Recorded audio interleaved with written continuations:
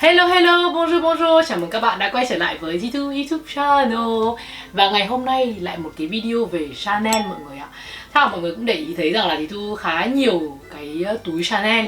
Một lý do bởi vì là thích, lý do thứ hai là bởi vì là cái thương hiệu Chanel ý mỗi năm nó cứ tăng 2 lần, nó cứ tăng giá dần. Thành ra là cái túi mà mình mua ấy nó giống như kiểu là mình kiểu của để dành, nhưng mà mọi người thành ra là có bao nhiêu tiền thì cũng nhét lợn để mua túi Chanel cho hết. Ok, thì ngày hôm nay mình muốn chia sẻ với các bạn đối với mình cái top 5 cái túi Chanel đáng sở hữu nhất các bạn nhé. Nằm ở vị trí số 1 chắc chắn chính là em túi Chanel Flapback. Ở đây thì mình có cả 3 size luôn, là size medium, size small và đây là một em túi mini. Thì cả cái 3 size này thì mình thấy là rất là phù hợp với người Việt Nam. Bởi vì thực ra là mình đã từng có một em túi Chanel Flapback như này mà size lớn là size L, nhưng mà thực sự là nó quá to, đeo nặng lắm luôn, thành ra là mình đã bán luôn rồi. Còn bây giờ ấy thì size M là size medium, là một cái size mình có hai cái, là cái này là mới và cái này là đồ vintage. Thì nói chung là cái size medium này thì mình dùng được nhiều hơn, bởi vì mình đựng được nhiều thứ hơn. Thì thực sự có thể nói rằng là đây chính là một cái kiểu như lựa chọn number one khi mà các bạn muốn sở hữu một em túi Chanel. Bao giờ cũng nên bắt đầu bằng một em classic. Nói chung cái thông tin này thì không có cái gì là mới cả, đúng không? Một cái em túi thứ hai mà mình thấy nên sở hữu, thực thật là cái màu này thì mình không có khuyên. Tại vì thực ra mà nói thì mọi người khi mà mua một em boy ấy thì thường là sẽ mua những cái em mà kiểu nó dễ đeo, dễ phối màu hay gì.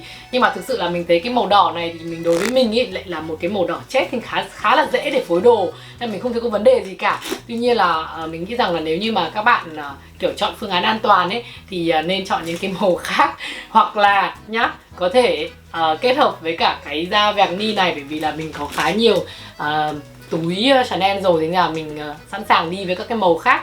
Còn nếu như mà là một cái túi duy nhất của các bạn ấy thì các bạn cũng nên suy nghĩ về chuyện màu sắc. Còn cái da ấy có thể là đổi lấy cái da verni trông cho nó kiểu như là nó khác đi. Và cái da verni này nó rất là mới luôn, giữ được rất là lâu, như mình đã chia sẻ trong những cái video clip trước về cái túi này, chắc các bạn đã thấy nhiều rồi đúng không? Và mình đã chọn cái cái màu xích màu bạc như thế này bởi vì mình thấy nó cá tính, nó hợp với mình. Còn ví dụ như là cái em túi này ấy, thì cái em túi medium classic này thường thì các bạn rất là hay chọn cái khóa vàng thì nhiều hơn là khóa bạc này. Nhưng mà cái túi này của mình thì đã là khóa vàng rồi, thành ra là mình chọn cái này khóa bạc cho nó khác đi một chút. Và cái da nữa các bạn ạ, thì đây là cái da mà mình muốn cho các bạn thấy kỹ hơn, thì đây là da caviar. Thì cái da này thì nó sẽ rất là bền hơn rất nhiều so với là hai cái da lambskin này.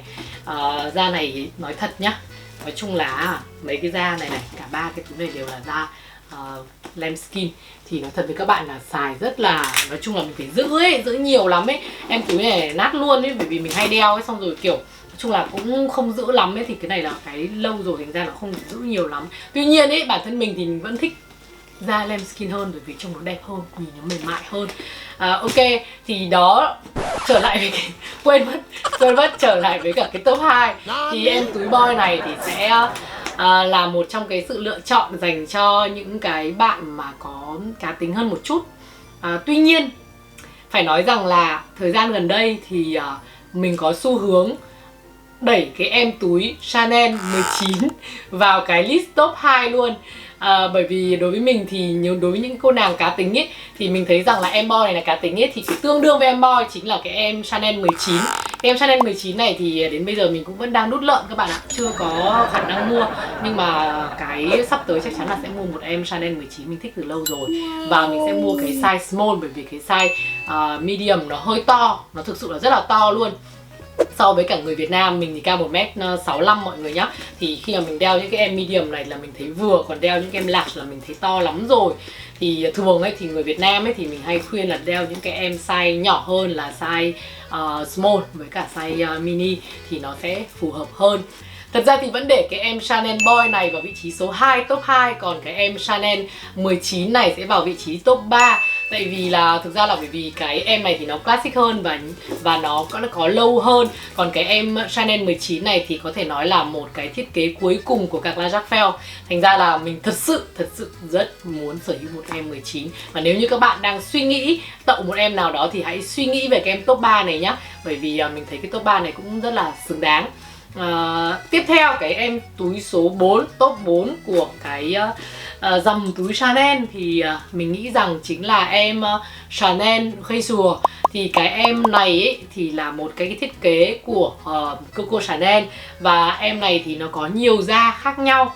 Từ khi mà Virginie Viard trở thành directrice artistique của nhà mốt Chanel ấy, thì cái túi Réjour này được trở lại rất nhiều với nhiều cái print khác nhau. Và mới đây nhất, một cái mà mình thực sự là kiểu in love luôn, đó chính là cái colorful, cái tie and dye, cái màu Chanel tie and dye này thì thực sự ui, mình thèm dã man luôn ấy. Nhưng mà thôi, cũng nhiều khi thèm cũng không giải quyết vấn đề gì, vẫn phải kiếm thóc thì mới thèm đến đâu thì thèm các bạn. Thì mình nghĩ rằng là cái em túi Réjour này nó sẽ vào top 4. Nếu như mà mình có thật nhiều tiền và mình được chọn thì mình sẽ xếp thứ tự như vậy. Và mình sẽ mua thêm cái em Réjour. Tại vì hiện tại bây giờ thì mình không có em Réjour nào hết. Cái top thứ 5 là một cái mình nghĩ rằng là một cái lựa chọn đối với những cái tín đồ của Chanel mà thực sự là không có quá nhiều thóc để mà đầu tư ấy, thì mình có thể là khuyên các bạn hãy đi đến mua một cái em túi Weighted on Trend.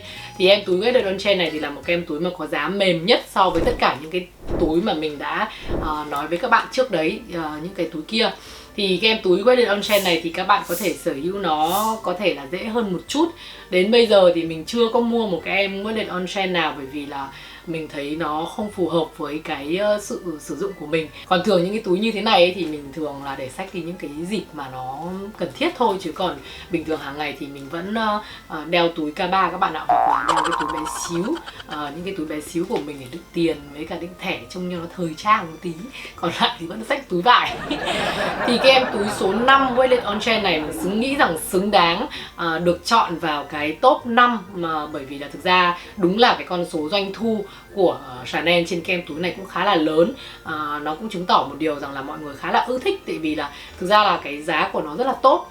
Thì mình nghĩ rằng là top 5 này, 5 cái em túi này là một cái sự lựa chọn rất là tốt nếu như mà các bạn đang có ý định, đang có suy nghĩ về túi Chanel. Nhưng các bạn thấy rằng là mình có nhiều túi Chanel hơn là túi Louis Vuitton, bởi vì một phần ấy, bởi vì là cái túi Louis Vuitton thường này nó có nhiều logo khá to, thì mình thường là mình thích những cái túi Chanel hơn, bởi vì là nó dù sao đi nữa người ta biết ngay vẫn là túi Chanel, nhưng mà nhìn nó vẫn kiểu low key hơn một chút so với cả cái túi Louis Vuitton chẳng hạn. Thứ hai nữa là đối với mình cái túi Chanel nó giống như kiểu là đúng như cái tên của nó là timeless, thì nó không bao giờ là lỗi mốt cả, và nó phối đồ rất là dễ.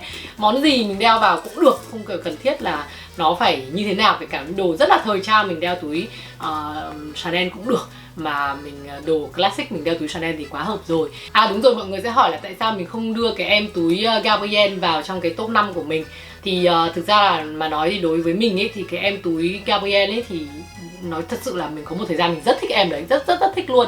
Nhưng sau này sau khi mà suy nghĩ lâu dài ấy, bởi vì thực ra là góp mãi thóc nó không có nhiều hơn để bán, để lấy tiền mua ấy, thì mình cũng phát hiện ra một điều rằng là cái em túi Gabrielle này nó cũng sale theo kiểu như là nó cũng kiểu thời vụ nhiều hơn là cái chuyện timeless.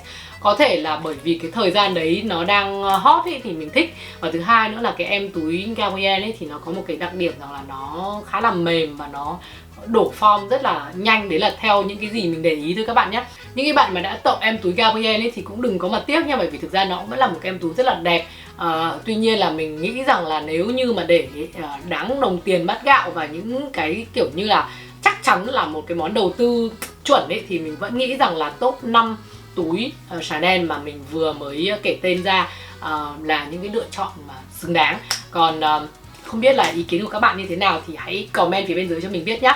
Cảm ơn các bạn đã theo dõi video clip này và hẹn gặp lại các bạn ở trong những video clip sắp tới. Bidu bidu.